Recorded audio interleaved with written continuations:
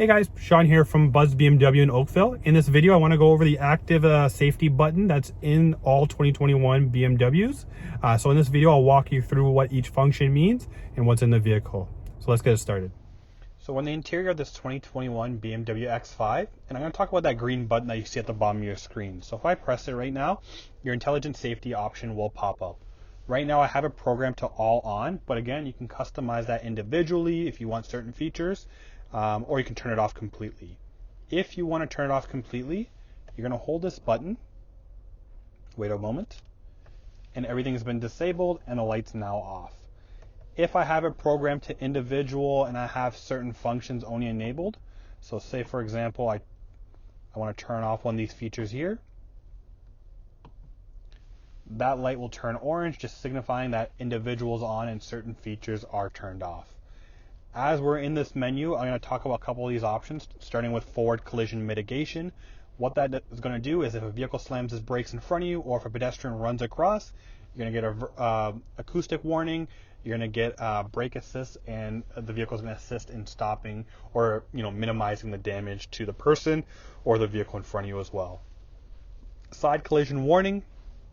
If you're going above 30 kilometers an hour, car is next to you and it's starting to veer into you, making a lane change when it shouldn't, the vehicle will actually put steering intervention in to help avoid a serious incident or serious accident.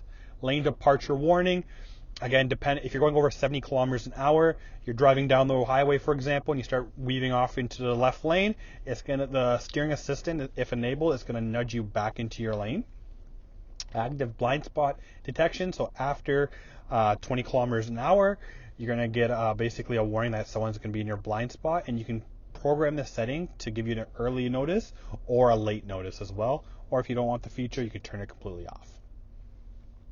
If I get out of here, go into car, go into settings, and go into driver assist, you have a few more functions as well. So going into driving, let's go to the top, didn't want to press that.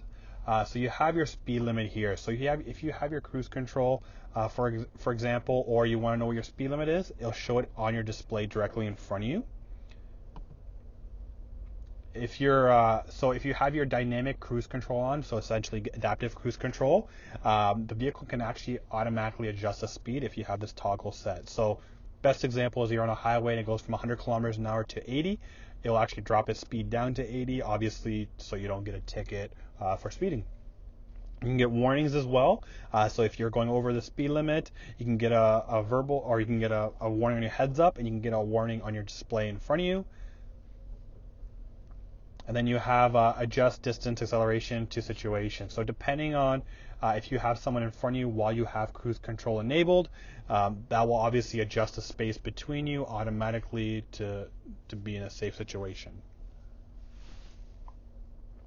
Let's go back.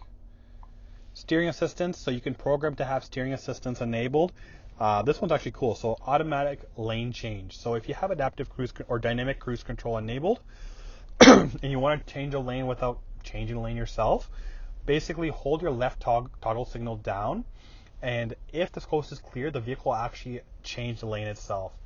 Guys, I recommend, it's not fully autonomous, so obviously be aware of your surroundings, but this basically helps mitigate that. Parking and maneuvering. So if we go to the top, so you have your automatic PDC activation. If you're reversing in a spot, getting close to a pole, it's automatically going to turn on and start beeping at low speeds. Active PDC with brake intervention. So best example I have, so it works on the rear and the sides, but say you're reversing out of a parking spot in a Walmart parking lot, you don't see the SUV coming from the corner, the vehicle will detect it and will slam the brakes and warn you as well. Automatic parking, so it's going to alert you when a parking spot's detected, and you can take a look at one of my other videos for that. Cross traffic warning, so this works from the front end of the vehicle. So if you're pulling out of the driveway, like maybe I am right now, and a car comes from the side and you're not paying attention, same functionality. It'll warn you acoustically, and then it'll also help you with assisting you to stop. Panorama view with GPS based.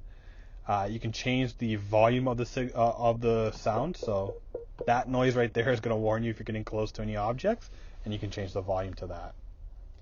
Steering wheel feedback. So couple functions here. The light elements, for example. So if you look at the steering wheel here, on certain vehicles you have a light that goes across the top there.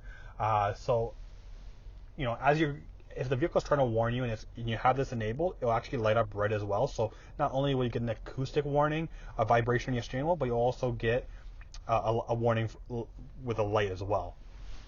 And then another one is the vibration intensity. So you can customize it to be light, medium, or strong. So example there would be that lane change we spoke about earlier. One thing to note, you can't individually set this. So there are a couple different safety functions in the vehicle that have vibration intensity. If you set this to strong, all of them are going to be strong. If you set it to light, all of them are going to be light. So when you're toggling through these settings, obviously just be aware of that before you make any changes. All right. One thing to note, this is a 2021 BMW X5 M50i, which is fairly well equipped. Some of the safety features you saw here may not be on, say, an X1, for example, or a 2 Series. So obviously when you go speak to your sales advisor or myself, make sure you get clarification on what safety features are enabled or are in your vehicle or not. All right, so those are the safety features that were on this 2021 BMW X5. If you have any questions about this or any other options or vehicles, give me a quick shout. My name is Sean. I'm at Buzz BMW in Oakville, and I can be reached at 647-554-4663. Have a great day.